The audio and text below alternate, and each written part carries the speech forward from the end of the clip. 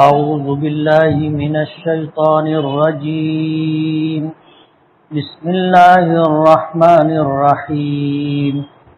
هل أتاك حديث الغاشية وجوه يومئذ خاشعة عاملة ناصبة تصلى نارا حامية تسقى من عين آنية ليس لهم طعام إلا من ضريع لا يسمن ولا يغني من جوع وجوه يومئذ ناعمة لسعيها راضية في جنة عالية لا تسمع فيها لاغية فيها عين جارية فيها سرر مرفوعة وأكواب موضوعة ونمارق مصفوفة وزرابي مبثوثة أفلا ينظرون إلى الإبل كيف خلقت وإلى السماء كيف رفعت وإلى الجبال كيف نصبت وإلى الأرض كيف سطحت فذكر إنما أنت مذكر لست عليهم بمسيطر إلا من تولى وكفر فيعذبه الله العذاب الأكبر إن إلينا إيابهم ثم إن علينا حسابهم صدق الله العظيم. سبحانك لا علم لنا إلا ما علمتنا إنك أنت العليم الحكيم. رب اشرح لي صدري ويسر لي أمري واحلل عقدة من لساني يفقهوا قولي. پناہ مانگتا ہوں میں اللہ تعالیٰ کی شیطان مردود سے. شروع کرتا ہوں میں اللہ کے نام سے جو بڑا مہربان نہایت رحم والا ہے.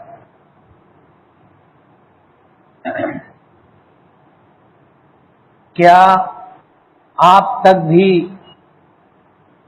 اس چھپا لینے والی ڈھانپ لینے والی قیامت کی بات پہنچی ہے جس دن بہت سے چہرے ذلیل ہوں گے, محنت کرتے کرتے تھکے ہوئے ہوں گے, دہکتی ہوئی آگ میں داخل کیے جائیں گے, جنہیں کھولتے ہوئے چشمے کا پانی پلایا جائے گا, سوائے کانٹے دار درختوں کے ان کے لیے کوئی کھانا نہیں ہوگا جو نہ انہیں موٹا کرے گا اور نہ بھوک مٹائے گا. اور بہت سے چہرے اس دن تر و تازہ آسودہ حال ہوں گے, اپنی کوششوں پر راضی اور خوش ہوں گے, بلند بالا جنتوں میں ہوں گے جس میں کوئی ناخوشگوار بات نہیں سنیں گے, جس میں بہتے ہوئے جاری چشمے ہوں گے, جس میں بلند تخت ہوں گے اور آبخورے رکھے ہوئے ہوں گے اور تکیے قطار سے لگائے ہوئے ہوں گے اور مخملی غالیچے مسندیں پھیلی پڑی ہوں گی. کیا ان لوگوں نے دیکھا نہیں اونٹ کی طرف کہ اسے کس طرح کیسے پیدا کیا گیا ہے, اور آسمان کی طرف کہ اسے کس طرح بلندی دی گئی ہے, اور پہاڑوں کی طرف کہ انہیں کیسے نصب کیا گیا ہے, اور زمین کی طرف کہ اسے کیسے پھیلایا گیا ہے, بچھایا گیا ہے. بس آپ نصیحت کرتے رہیے, آپ نصیحت کرنے والے ہیں, آپ ان کے اوپر داروغہ بنا کر کے نہیں بھیجے گئے, سوائے ان لوگوں کے جنہوں نے منہ موڑا اور کفر کیا, پس انہیں اللہ تعالیٰ بہت بڑا عذاب دے گا. بے شک ہماری ہی طرف ان کو لوٹ کر کے آنا ہے, پھر ہم پر ہی ان کے حساب لینے کی ذمہ داری ہے.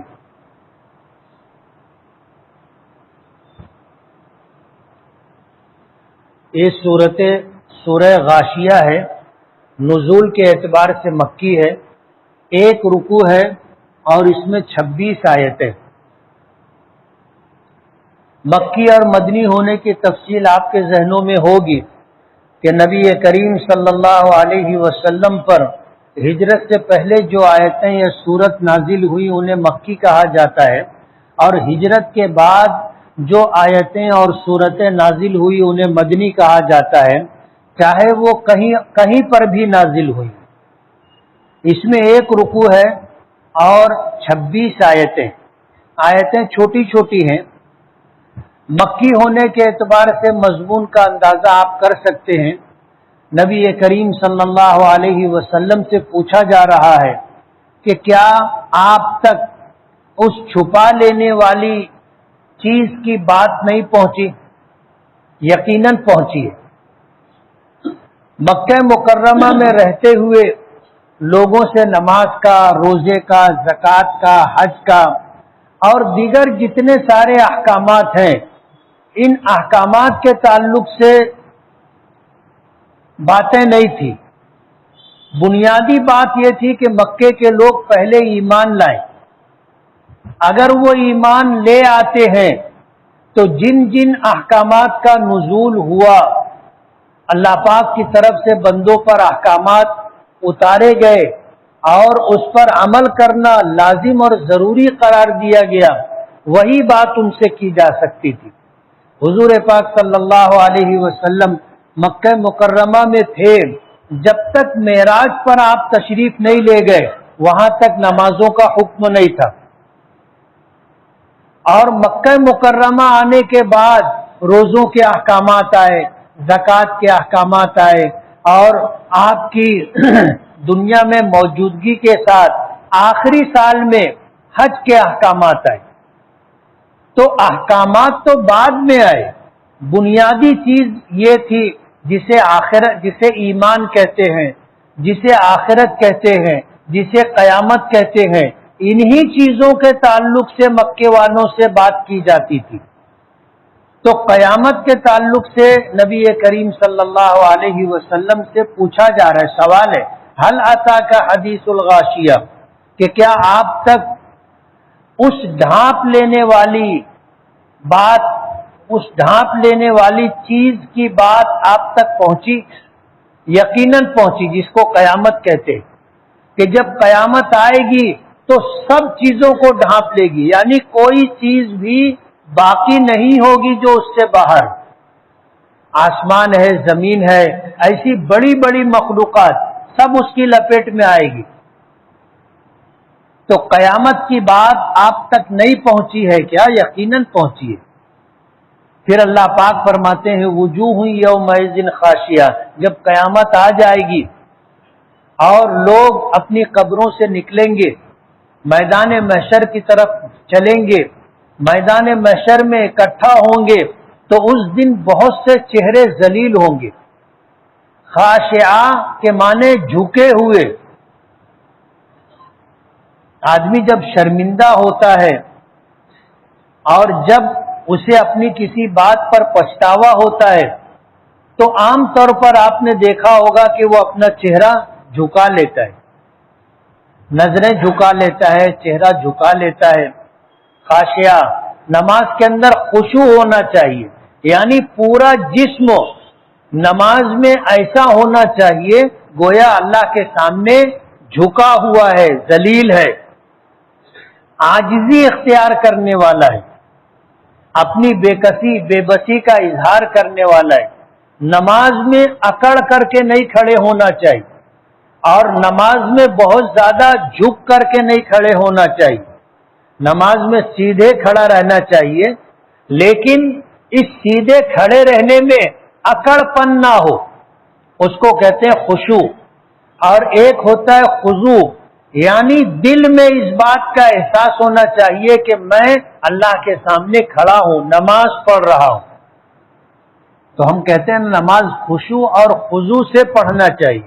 تو خشوع کا مطلب یہ ہے کہ پورا جسم اللہ کے سامنے ذلیل ہو کر کے پیش ہو، اور خضوع کا مطلب یہ ہے کہ دل میں بھی احساس ہو کہ میں نماز پڑھ رہا ہوں، یہ خیال رہے کہ میں نماز پڑھ رہا ہوں، ادھر ادھر جو خیالات بھٹکتے ہیں اور ہم لوگ اسے واپس لانے کی کوشش نہیں کرتے، اپنے حال پر پڑے رہتے ہیں، یہ نہیں ہونا چاہیے۔ تو اس دن بہت سارے چہرے جھکے ہوئے ہوں گے، یعنی ذلیل ہوں گے۔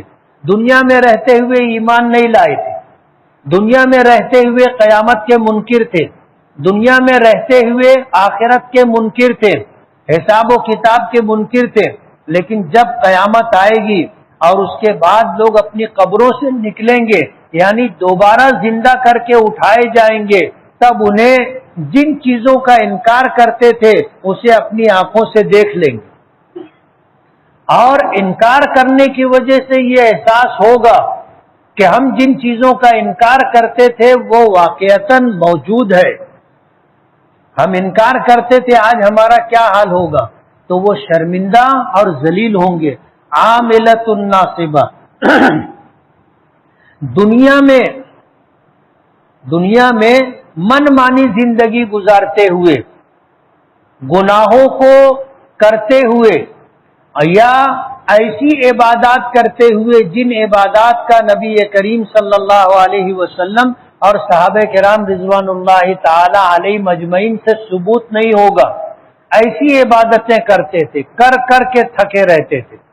جیسے شب برات اور شب قدر آتی ہے تو لوگ معلوم نہیں کہاں سے ایسی نمازیں لے کر کے آتے ہیں جن نمازوں کا تذکرہ نہ حضور سے ثابت ہے نہ صحابہ کرام سے ثابت ہے۔ 12 رکعت پڑھو، ہر رکعت میں 25 مرتبہ قل هو اللہ پڑھو، یہ پڑھو وہ پڑھو، یہ وہ ساری نمازیں ہیں جس کا کہیں ثبوت نہیں ہے۔ کچھ ایسے اعمال ہوتے ہیں کہ شب برات آئے تو یہ کرو وہ کرو، یہ پکاؤ وہ پکاؤ، محرم آئے تو یہ کرو وہ کرو، یہ پکاؤ وہ پکاؤ، یہ سارے غیر ثابت شدہ اعمال کرتے کرتے دنیا میں تھکتے تھے۔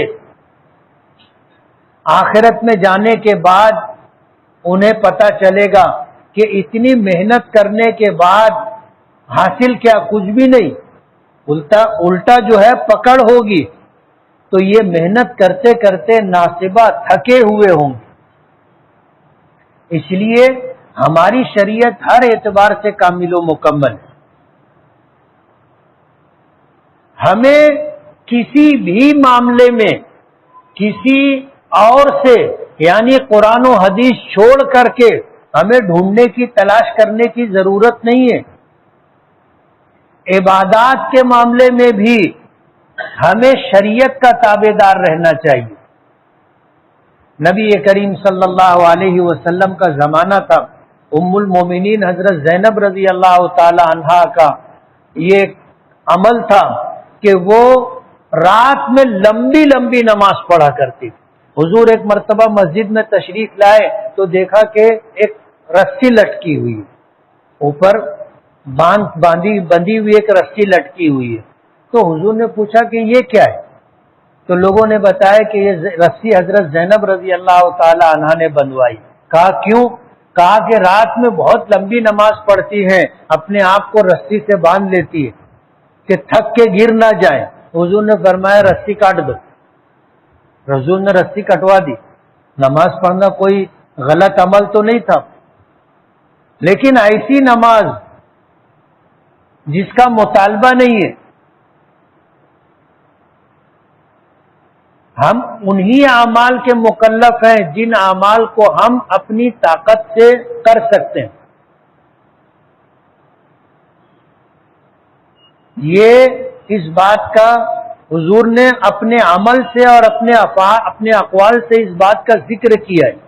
حضور کا اپنا عمل الگ تھا، لیکن امت کے لیے جو ہدایات آپ نے جاری کی ہیں وہ قیامت تک آنے والے انسانوں کے لیے، اور ایسی ہدایات ہیں جس پر سب عمل کر سکتے۔ لا یکلف اللہ نفسا الا وسعها، اللہ نے کسی بھی نفس اور جان کو کوئی ایسا حکم نہیں دیا جو اس کی طاقت سے باہر ہو۔ اس لیے اس دنیا میں بھی عمل کرتے ہوئے یہ دیکھنا چاہیے کہ صحابہ کرام رضوان اللہ تعالی علیہ مجمعین جو حضور کے اولین مخاطب تھے، یعنی حضور سے جنہوں نے براہ راست سب سے پہلے سنا تھا، ان کا عمل، ان کا طریقہ کیا ہے؟ اور اسی لیے فرمایا دین میں کوئی نیا طریقہ، دین میں کوئی نیا طریقہ جس کو آدمی ثواب سمجھ کر کے، دین سمجھ کر کے کرے اور اس کا ثبوت نبی کریم صلی اللہ علیہ وسلم اور صحابہ کرام سے نہ ہو، وہ نیا طریقہ بدعت قرار دیا گیا ہے، چاہے دیکھنے میں اچھا لگتا ہو، لیکن وہ عمل قابل قبول نہیں ہے۔ ہماری شریعت ہر اعتبار سے کامل و مکمل ہے، اور اتنی خوبصورت ہے اور اتنی شاندار ہے اور اتنی آسان ہے کہ اس میں اب کسی اضافے کی گنجائش نہیں ہے۔ مخمل کے کپڑے میں کپڑا جب کہ پھٹا نہ ہو، کوئی اگر ٹاٹ کا پیون لگائے تو کوئی قبول کرے گا؟ نہیں کرے گا۔ تو ہماری شریعت ہر اعتبار سے کامل و مکمل ہے، اب اس میں کسی اضافے کی گنجائش نہیں ہے۔ اس لیے علماء مفسرین نے تفسیر کی ہے، عاملہ، دنیا میں ایسا عمل کر کر کے تھکے تھے جس کا شرعاً کوئی ثبوت نہیں تھا، تو یہ عمل کر کر کے پہنچے، لیکن وہاں تھکے ہوں گے کہ حاصل کچھ نہیں۔ آدمی اگر محنت کرے اور محنت کا صلہ اس کو مل جائے تو آدمی حشاش بشاش ہو جاتا ہے۔ ہفتے بھر لوم چلا کے تھکا تھا، جمعہ کو پگار مل گئی، آدمی کی تھکان ختم ہو جاتی۔ تو ایسا عمل جس پر اللہ پاک کی طرف سے اجر و ثواب ملے، آدمی جب وہاں پہنچے گا اور اسے اجر و ثواب ملے گا، تو دنیا میں جو لوگ رات کی تنہائی میں اکیلے میں اٹھتے تھے، آخر پہر میں اٹھتے تھے، عبادت کرتے تھے، تھکتے تھے، نیند کی قربانی دیتے تھے، جب اجر و ثواب ملے گا تر و تازہ ہوں گے، آسودہ حال ہوں گے۔ اور اس کے برعکس ایسے لوگ جو شریعت و قرآن و حدیث سے غیر ثابت شدہ اعمال کر کر کے تھکے تھے، ان کو کل وہاں کچھ نہیں ملے گا، تو ان کی تھکن اور زیادہ ہو جائے گی۔ عاملۃ ناصبہ۔ ایک تفسیر مفسرین نے یہ بھی کی ہے کہ ایمان سے محروم لوگ جب وہاں پہنچیں گے تو دنیا میں جو کچھ کیا ہوگا اس کی وجہ سے جب ان پر پر مشقت عذاب آئے گا تو اس کی وجہ سے وہ تھک جائیں گے، عذاب برداشت نہیں کر سکیں گے۔ تسلا نارن حامیہ، دہتی ہوئی آگ میں داخل کیے جائیں گے۔ تسقا من عین آنیہ، ایسے چشموں سے انہیں پانی پلایا جائے گا جو کھولتا ہوا ہوگا، کھولتا ہوا۔ دنیا کی آگ اور جہنم کی آگ میں بہت فرق ہے۔ جہنم کی آگ سے اگر کسی جہنمی کو نکال کر دنیا کی آگ میں ڈال دیا جائے تو اس کو نیند آ جائے گی، اتنا فرق ہے۔ جہنم کی آگ دنیا کی آگ سے 70 گنا زیادہ گرم ہے۔ آج ہم لوگ یہاں کی آگ برداشت نہیں کر سکتے، اگر موم بتی جل رہی ہو، چراغ جل رہا ہو تو آپ اس میں انگلی نہیں رکھ سکتے، تو آخرت کی عذاب جہنم کی آگ کیسی ہوگی؟ فرمایا کہ وہاں جہنم کی گرمی کی شدت سے جو پانی ابل رہا ہوگا، چشمہ گرم پانی کا، کھولتے ہوئے پانی کا، ایسا پانی ان کو پلایا جائے گا، جب پئیں گے تو وہ پورا جلاتے ہوئے نیچے سے نکل جائے گا، پیاس بجھے گی نہیں اور بڑھ جائے گی۔ لیس لہم طعام الا من ضریع، اور ان کے لیے وہاں سوائے کانٹے دار درختوں کے کوئی کھانا نہیں ہوگا۔ زقوم دیا جائے گا جو نہ انہیں موٹا کرے گا، یعنی اس میں کسی طرح کی کوئی غذائیت نہیں ہوگی کہ آدمی کے جسم کو لگے، کوئی غذائیت نہیں ہوگی کہ کھانے کے بعد بھوک مٹ جائے، ایسا کچھ بھی نہیں ہوگا۔ یہ تو جہنمیوں کا تذکرہ تھا۔ اس کے بعد فرماتے ہیں وجوہ یومئذ ناعمہ، اس دن بہت سارے چہرے تر و تازہ، چمکتے ہوئے، آسودہ حال ہوں گے۔ لسعیھا راضیہ، اپنی کوششوں پر ملے ہوئے اجر و ثواب کو دیکھ کر راضی اور خوش ہوں گے۔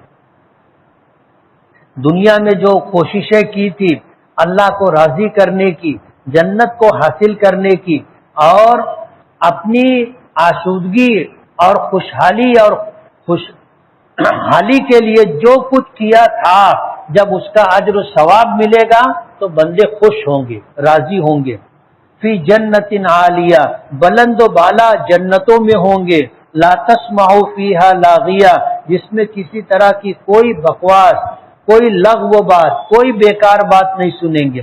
فیہا عین جاریہ، جس میں بہتے ہوئے ابلتے ہوئے چشمے ہوں گے، جس کا پانی دودھ سے زیادہ سفید، شہد سے زیادہ شیریں اور برف سے زیادہ ٹھنڈا ہوگا۔ فیہا سرور مرفوعہ، جس میں بلند بلند تخت ہوں گے، واکواب موضوعہ، اور آبخورے یعنی پینے کے لیے جو پیالے ہوتے ہیں وہ رکھے ہوئے ہوں گے، ونمارق مصفوفہ، مسندیں لین سے لگی ہوں گی، وزرابی مبثوثہ، اور غالیچے قالین جگہ جگہ بچھے ہوں گے، جہاں جنتی چاہیں وہاں بیٹھیں اور آرام کریں۔ ایسا نہیں ہے کہ ایک ہی جگہ یہ انتظام ہوگا، جہاں چاہیں گے وہاں انتظام ہوگا چاروں طرف۔ اس کے بعد اللہ پاک عربوں کو خطاب کر کے، جو اولین مخاطب تھے نبی کریم صلی اللہ علیہ وسلم کے ارشادات اور قرآن کریم کی آیات کے، کہ کیا ان لوگوں نے دیکھا نہیں اونٹوں کی طرف کیف خلقت، اللہ نے اس کو کیسا پیدا کیا، ریگستانوں میں چلنے والا جہاز ہے، اللہ نے اتنا طاقتور بنایا ہے کہ اپنے وزن سے زیادہ بوجھ اٹھاتا ہے۔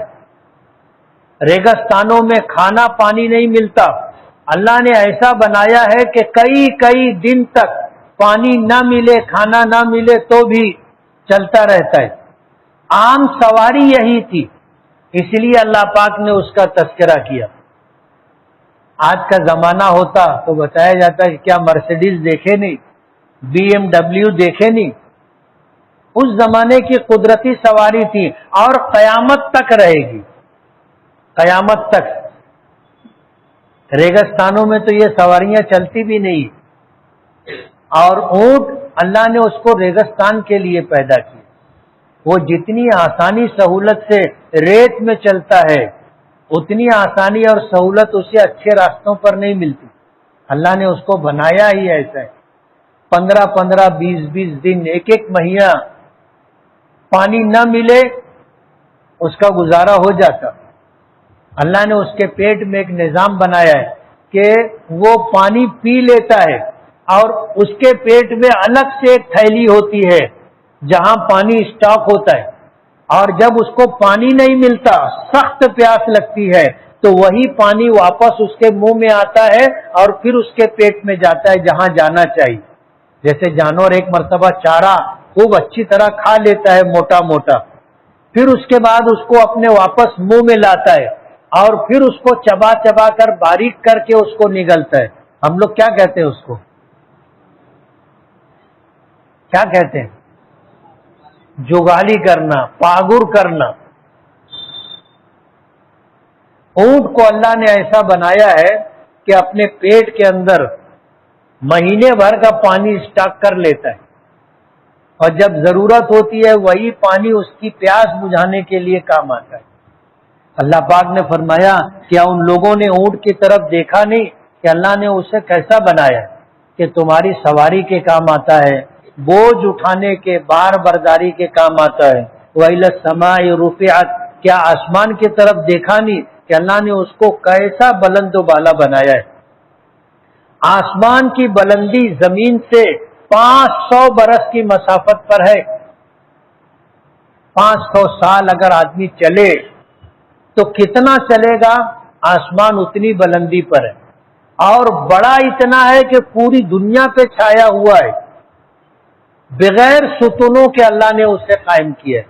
آج ایک چھت ہم چاروں طرف دیوار ستون دے کر کے کھڑی کرتے ہیں، اگر دیوار اور ستون نہ ہو تو ایک چھپر بھی ہم کھڑا نہیں لگا نہیں سکتے، ایک کپڑا بھی ہم اوپر تان نہیں سکتے۔ اللہ نے اتنا بڑا آسمان بغیر ستونوں کے بنایا۔ وَإِلَى الْجِبَالِ كَيْفَ نُصِبَتْ، اور دیکھا نہیں انہوں نے پہاڑوں کی طرف کہ اللہ نے کیسے اسے گاڑ دیا ہے۔ یہ زمین اللہ نے بنائی تو یہ زمین ہل رہی تھی۔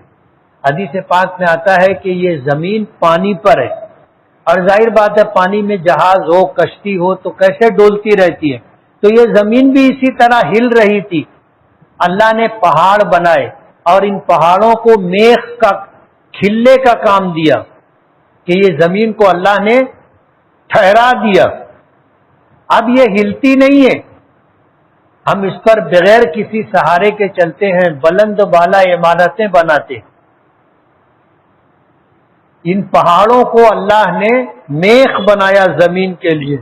وَإِلَى الْأَرْضِ كَيْفَ سُطِحَتْ، اور کیا انہوں نے زمین کی طرف دیکھا نہیں کہ اللہ نے اس کو کیسا ہموار مسطح اور کس طرح اس کو پھیلا کے رکھا ہے۔ فذکر، آپ نصیحت کیجئے، آپ نصیحت کیجئے، انما انت مذکر، آپ کو نصیحت کرنے والا بنا کر کے بھیجا گیا۔ لست علیہم بمسیطر، آپ ان کے اوپر داروغہ نہیں ہے کہ زبردستی کسی سے کوئی بات منوائے، آپ ان پر داروغہ نہیں ہے۔ مفسرین نے لکھا ہے کہ یہ ابتدائی زمانے کی بات ہے، ہجرت سے پہلے کی بات ہے، اور ہجرت کرنے کے بعد نبی کریم صلی اللہ علیہ وسلم کو اس بات کا مکلف کیا گیا تھا کہ آپ انہیں دعوت دیں لا الہ الا اللہ محمد الرسول اللہ کی۔ آپ ان سے کہو قولوا لا الہ الا اللہ، فَإِذَا قَالُوهَا، اگر وہ اس کلمے کو کہہ لیں، مان لیں، یقین کر لیں کہ اللہ کے سوا کوئی معبود نہیں، اور زندگی گزارنے کے لیے تمام تر معاملات میں نبی کریم صلی اللہ علیہ وسلم سے بہتر کوئی رہنما نہیں، کوئی گائیڈ نہیں، اس بات کو جب وہ مان لے اسمو، تو انہوں نے اپنی جانوں کو اور اپنے مالوں کو محفوظ کر لیا۔ حضور نے فرمایا امرت ان اقاتل الناس حتی یقولوا لا الہ الا اللہ، کہ مجھے اس بات کا حکم دیا گیا ہے کہ میں ان سے جنگ کروں یہاں تک کہ وہ لا الہ الا اللہ کو مان لیں، محمد الرسول اللہ کو مان لیں۔ اگر وہ مان لیتے ہیں اسمو منی دماءہم و اموالہم، تو انہوں نے مجھ سے اپنے خونوں کو اور اپنے مالوں کو محفوظ کر لیا۔ ہجرت کے بعد نبی کریم صلی اللہ علیہ وسلم ان لوگوں پر جو لوگ اسلام قبول کرنے سے انکار کر رہے ہیں اور پھر تابع دار بن کر رہنے کے لیے تیار نہیں ہے، یعنی جزیہ دینے کے لیے، ٹیکس دینے کے لیے تیار نہیں ہے، تو ان سے جنگ کی جائے گی۔ نبی کریم صلی اللہ علیہ وسلم نے ہجرت کے بعد شاہان عالم کے نام خطوط روانہ کیے کہ اسلام قبول کرو۔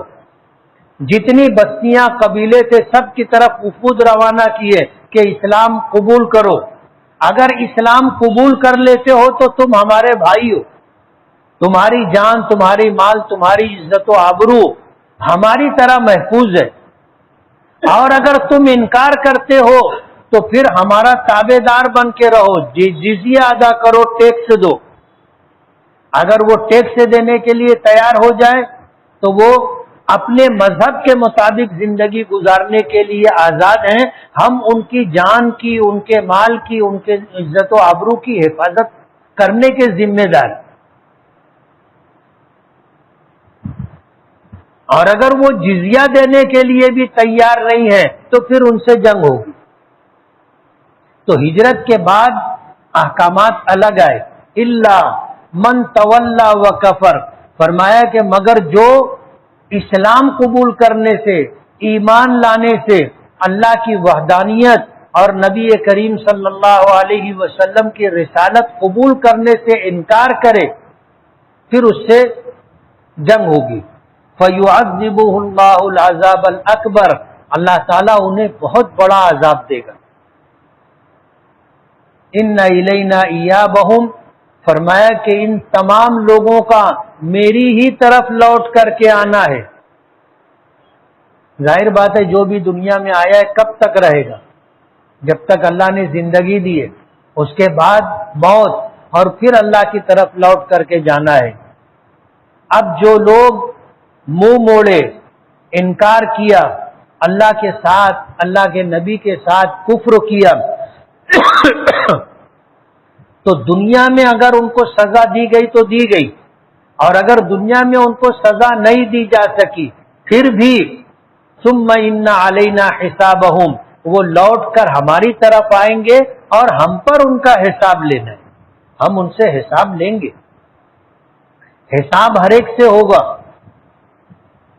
ماننے والوں سے حساب ہوگا اور اللہ درگزر کا معاملہ فرمائیں گے، نہ ماننے والوں سے حساب ہوگا کہ تم ایمان کیوں نہیں لائے، ایک ہی سوال ہوگا، نبیوں کی نبوت اور رسالت کو کیوں نہیں مانا، کوئی جواب نہیں ہوگا، ان کو جہنم میں ڈال دیا جائے گا، ہمیشہ ہمیشہ جہنم میں رہیں گے۔ اور جو ایمان لائے، اللہ اس کے رسول کے احکامات کو قبول کیا، لیکن کچھ کوتاہیاں ہو گئی اور اللہ نے درگزر کا معاملہ نہیں فرمایا، عذاب دینے کا فیصلہ کیا، تو جب تک اللہ چاہے گا عذاب دے گا حساب و کتاب کے بعد، اور ایک وقت آئے گا کہ وہ جہنم سے اور عذاب سے نجات پا کر کے انشاءاللہ واپس جنت میں پہنچیں گے۔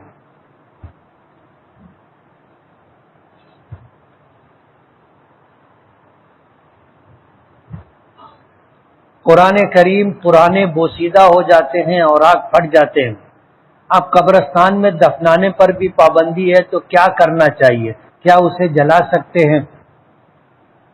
پہلے تو دفن کرنے کی جگہ تلاش کرنا چاہیے، ضروری نہیں ہے کہ قبرستان میں دفن ہو، آپ کہیں بھی ایسی جگہ جہاں جلدی اس کے کھودے جانے کا اندیشہ نہ ہو، وہاں گہرا کھود کر کے اس کو دفن کر دینا چاہیے۔ آپ اسے اپنے گھر میں بھی دفن کر سکتے ہیں، اپنے کھیت میں بھی دفن کر سکتے ہیں، جنگل میں بھی دفن کر سکتے ہیں، اور اگر یہ ممکن نہ ہو تو پھر اسے جلانے کی بھی گنجائش ہے۔ علماء نے ایسے حالات میں کہ اسے جلا کر کے اس کی راکھ کسی پاک جگہ پانی میں ڈال دیا جائے، ندی وغیرہ میں، یا راکھ کہیں جنگل وغیرہ میں ڈال دی جائے۔ عید غدیر کے موقع پر آپ نے حضرت علی کے کون سے فضائل بیان کیے تھے؟ یاد نہیں ہے، نیند آ رہی ہے کیا؟ اکثر سوتے رہتے ہو آپ؟ کیا آپ ان سال حج پر نہیں جا رہے ہیں؟ ویزا نہیں ملا؟ میں حفظ کر رہا ہوں، الحمدللہ 16 پارے ہو گئے ہیں، مجھے ایک صفحے سے زیادہ سبق یاد نہیں ہوتا، جتنا یاد ہوتا ہے محنت کر کے یاد کر لو، ہم لوگ اس سے زیادہ کے مکلف نہیں ہیں۔ میرے استاذ مجھ سے ناراض تھے، میں ان سے معافی بھی مانگ چکا، لیکن میرا دل مطمئن نہیں ہے کہ انہوں نے معاف کیا یا نہیں، میں کیا کروں؟ کچھ ہدیہ تحفہ لے کر کے جاؤ۔ صحابہ کرام حضور پاک صلی اللہ علیہ وسلم کے ساتھ یہی کیا کرتے تھے، حالانکہ حضور کو اللہ نے سب کچھ دیا تھا، لیکن اپنے بڑوں کے پاس جب آدمی جائے تو کچھ لے کے جانا چاہیے۔ آج یہ چیز ہم لوگ بھول گئے، یہ چیز ہم لوگ بھول گئے۔ میرے ساتھیوں میں سے ایک ساتھی مجھ سے کہنے لگے کہ مفتی صاحب تم کو تو بہت ہدیہ اور نذرانہ ملتا ہوگا۔ میں نے کہا تو کتنے دن سے میرے ساتھ رہتا؟ بولے 30-40 سال ہو گئے۔ مولا آج تک کچھ دیا؟ پانی پڑ گیا نا اس کے اوپر، یعنی خود کبھی دیا نہیں اور گمان یہ کر رہا ہے کہ بہت ملتا ہوگا۔ تو ہم لوگوں نے اپنے بڑوں کے ساتھ اپنا سلوک بدل لیا ہے، ہمیں اس کو بدلنے کی ضرورت ہے۔ ائمہ کرام کو، علماء کرام کو، بزرگان دین کو، اولیاء کرام کو جو اپنی حیثیت ہو ہدیہ اور نذرانہ دینا چاہیے. ایک ہوتا ہے ہدیہ، ایک ہوتا ہے صدقہ، ایک ہوتا ہے فدیہ. ہدیہ ان کو دیتے ہیں جن کو خوش کرنا مقصود ہوتا ہے، یعنی کسی کو خوش کرنے کے لیے ہم جو دیتے ہیں اس کو ہدیہ کہا جاتا ہے. حضور نے فرمایا تہادو تحابو، ہدیہ لیتے دیتے رہا کرو، آپس میں محبت پیدا ہوگی. ہم لوگ نہیں دیتے، نہ اپنے ماں باپ کو دیتے، نہ اپنے بھائی بہنوں کو دیتے، نہ اپنے دوستوں کو دیتے، نہ اپنے بڑوں کو دیتے، نہیں دیتے. لیتے دیتے رہنا چاہیے، یعنی بڑوں کو بھی چاہیے کہ وہ چھوٹوں کو کچھ نہ کچھ دیتے رہیں، اور چھوٹوں کو بھی چاہیے کہ اپنے بڑوں کو کچھ لیتے دیتے رہیں. ضروری نہیں ہے کہ آپ سونے کا سٹ لا کر کے دیں بیوی کو، لیکن وقتاً فوقتاً کچھ نہ کچھ دینا چاہیے. ہم میں تو کتنے ایسے ہوتے ہیں کہ بیوی کو کبھی خرچہ بھی نہیں دیتے نا.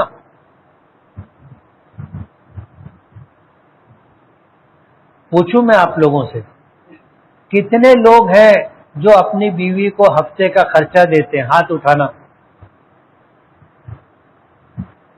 بہت کم لوگ ہیں. ہماری جو گھریلو زندگی ناخوشگواری کے ساتھ گزرتی ہے، بلکہ یوں کہو کہ بیوی بھی کھینچ رہی ہے، شوہر بھی کھینچ رہا ہے اور چل رہی ہے. ایسی زندگی بھی کوئی زندگی ہے؟ بیوی کو جیب خرچ ہر ہفتہ دینا چاہیے، دیں گے نا؟ اس کی بھی ضرورت ہے، اس کی بھی ضرورت ہے.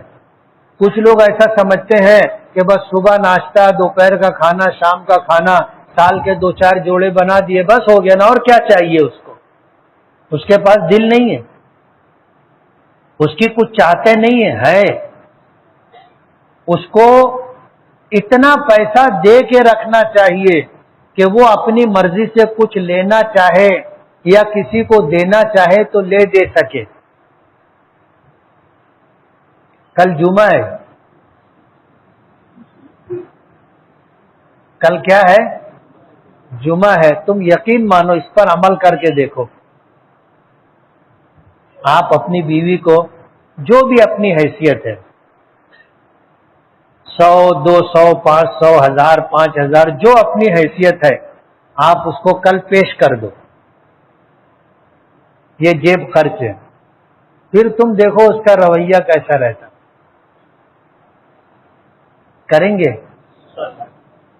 آواز آنا چاہیے. نہیں، میں دوسری بات بول رہا ہوں. میں نے جامع مسجد سے بیان کیا تھا کہ مہر فاطمی دینا چاہیے.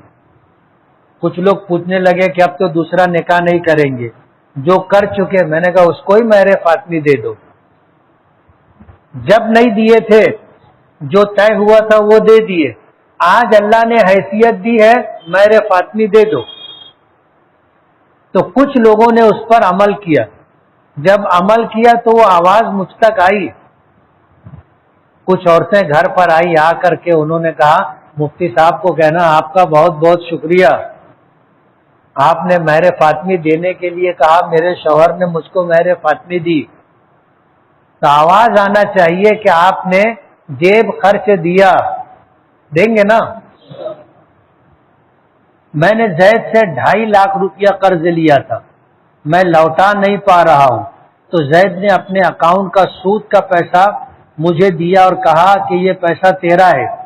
مجھے دے کر کے مالک بنا دیا، اور اب کہتا ہے کہ تو مجھے واپس کر دے، تیرا قرض ادا ہو جائے گا. تو کیا زید اور میرے لیے یہ جائز ہے؟ جائز ہے. سود کے پیسے کے علاوہ اس طرح زکوٰۃ کی رقم بھی دی جا سکتی ہے. کیا مسجد میں ذمہ داران کسی شخص کو نماز پڑھنے سے منع کر سکتے ہیں؟ نہیں کر سکتے. مسجد بنائی گئی ہے نماز پڑھنے کے لیے، کیسے منع کریں گے؟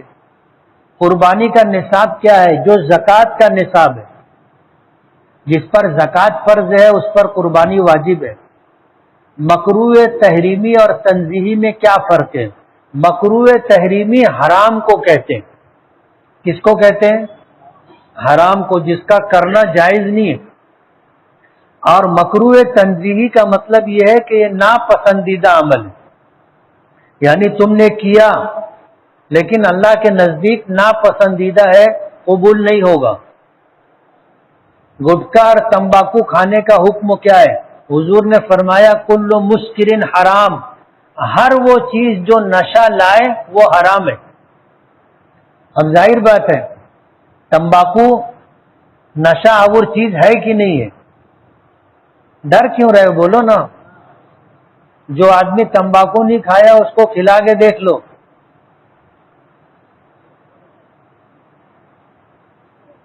گھومنے لگ جائے گا.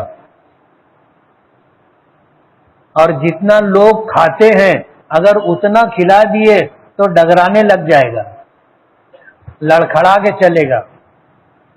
اس لیے علماء کی ایک جماعت کہتی ہے ہر وہ چیز جو نشہ لائے وہ حرام ہے. اگرچہ بعض علماء تمباکو کو حرام نہیں مکروہ کہتے، لیکن حضور نے فرمایا ہے کل مسکرین حرام، ہر نشہ لانے والی چیز حرام ہے. اس لیے اب آپ کو فیصلہ کرنا ہے کہ ایک طرف حضور کا فرمان ہے کہ ہر نشہ لانے والی چیز حرام ہے، اور ایک طرف کچھ علماء ہیں جو کہتے ہیں کہ تمباکو کھا سکتے ہیں. بات کس کی مانی جائے گی؟ کیا صرف 9 ذی الحجہ کا روزہ رکھ سکتے ہیں؟ رکھ سکتے. 1 ذی الحجہ سے 9 ذی الحجہ تک روزہ رکھنا بہت پسندیدہ عمل ہے، لیکن اگر کوئی صرف 9 ذی الحجہ کا روزہ رکھنا چاہے تو رکھ سکتا ہے. اس روزے کی بڑی فضیلت ہے. فضیلت یہ ہے کہ اس نفل روزے سے رکھنے سے اللہ تعالی پچھلے 1 سال کے صغیرہ گناہ اور آئندہ اگلے سال کے 1 سال کے صغیرہ گناہ معاف ہوتے ہیں. اگر امام کے ساتھ دوسری رکعت کے قاعدے میں التحیات کے بعد غلطی سے درود شریف پڑھ لیا تو کیا سجدہ سہو کرنا ہوگا؟ نہیں کرنا ہوگا. امام کے پیچھے رہتے ہوئے اگر ہم سے کوئی غلطی ہو گئی تو اس پہ سجدہ سہو نہیں.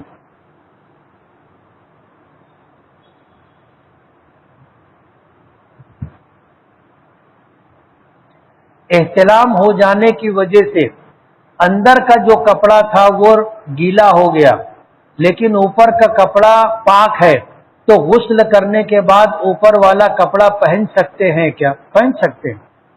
اس لیے کہ اگر ناپاکی لگے گی تو کپڑا ناپاک ہوگا اور نہیں لگی تو پاک رہے گا. اسی طرح بعض لوگ مسئلہ پوچھتے ہیں کہ جس کپڑے کو پہن کر کے ہم بستری کی گئی، ہم بستری کے بعد وہ کپڑا دوبارہ پہن سکتے ہیں کیا؟ اسے دھویا نہیں ہے، پہن سکتے ہیں، وہ کپڑا ناپاک نہیں.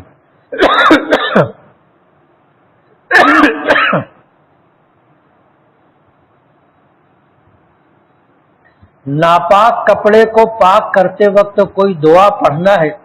نہیں، کوئی دعا نہیں پڑھنی. ناپاکی 2 طرح کی ہوتی ہے. ایک ناپاکی وہ ہوتی ہے جو کپڑے پر لگے تو دکھائی دیتی ہے. تو ایسی ناپاکی کو اس طرح دھونا چاہیے کہ وہ دکھائی دینا بند ہو جائے، یعنی داغ دھبا دور ہو جائے. اور اگر داغ دھبا دور ہو گیا تو کوئی بات نہیں، اور اگر نہیں ہوا تو 3 مرتبہ رگڑ رگڑ کر کے اس کو دھونا اور نچوڑنا چاہیے. یعنی 1 مرتبہ اس کو اچھی طرح رگڑ کر کے دھوئیں اور پوری طاقت سے نچوڑ لیں تاکہ اس میں جتنا پانی ہے وہ نکل جائے. پھر دوبارہ اسی طرح کرے، پھر 6 بارہ اسی طرح کرے تو وہ کپڑا داغ بھی باقی رہا تو بھی پاک کہلائے گا. اور اگر ناپاکی ایسی ہے جو دکھائی نہیں دیتی، جیسے پیشاب کے چھینٹے پڑ گئے تو اپنے ڈھونڈیں گے بھی تو نہیں ملے گی، تو بھی اس کو 3 مرتبہ آدمی دھو لے اور نچوڑ لے، کپڑا پاک ہو جائے گا. کوئی دعا نہیں ہے. میں روزانہ سوچتا ہوں کہ تہجد میں اٹھوں گا اور نماز پڑھوں گا، لیکن اٹھ نہیں پاتا. صحیح نیت نہیں رہتی، یہی سے نہیں اٹھ پاتا. بس پکڑنی رہتی ہے تو آنکھ کھلتی کہ نہیں کھلتی؟ اگر 5 بجے صبح بس ہو تو آدمی رات بھر کھٹکے کی نیند سوتا ہے. اگر 100% آپ طے کر لو کہ نہیں تہجد پڑھنا ہے تو آنکھ کھلے گی. آدھی رات میں اچانک آنکھ کھل جائے تو اس کا کیا مطلب ہے؟ اس کا مطلب یہ کہ تہجد پڑھو. اللہ نے آنکھ کھلوا دی ہے، اب اس کو بند مت کرو، اٹھو تہجد پڑھو. آپ مغرب کے بعد کون سا وظیفہ پڑھتے ہو؟ آیت الکرسی ہے اور کچھ دعائیں ہیں جو نبی کریم صلی اللہ علیہ وسلم سے منقول ہے. آیت الکرسی 3 صبح کی نماز کے بعد پڑھنا چاہیے، مغرب کی نماز کے بعد پڑھنا چاہیے، اور 3 مرتبہ بسم اللہ الذی لا یضر مع اسمہ شیء فی الارض ولا فی السماء 3 مرتبہ صبح 3 مرتبہ شام پڑھنا چاہیے.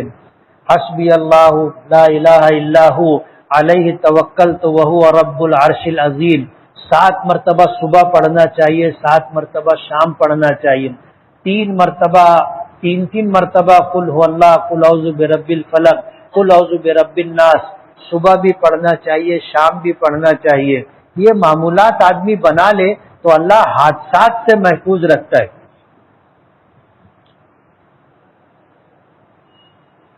حضور کی خواب میں زیارت ہو جائے، کوئی مجرب عمل بتائیے.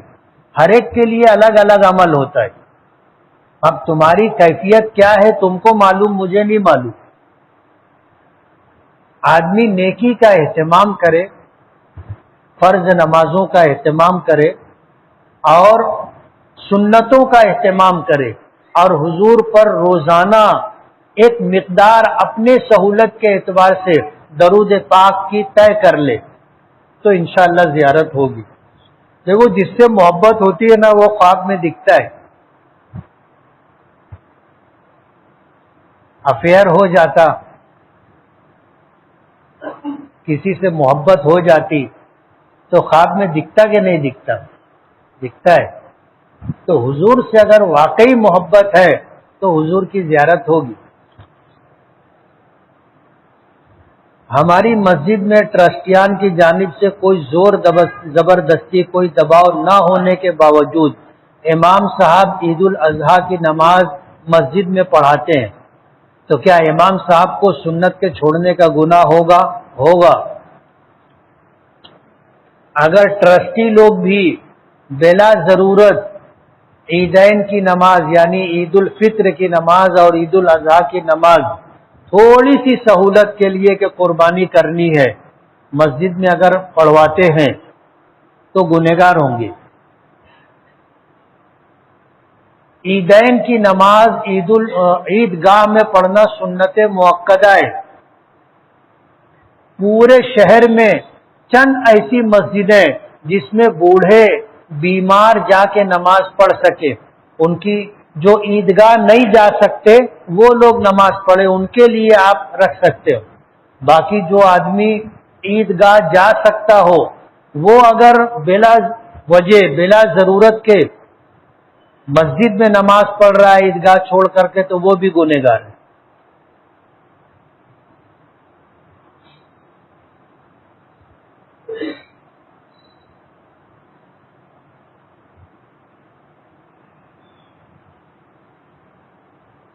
کسی نے خواب دیکھا ہے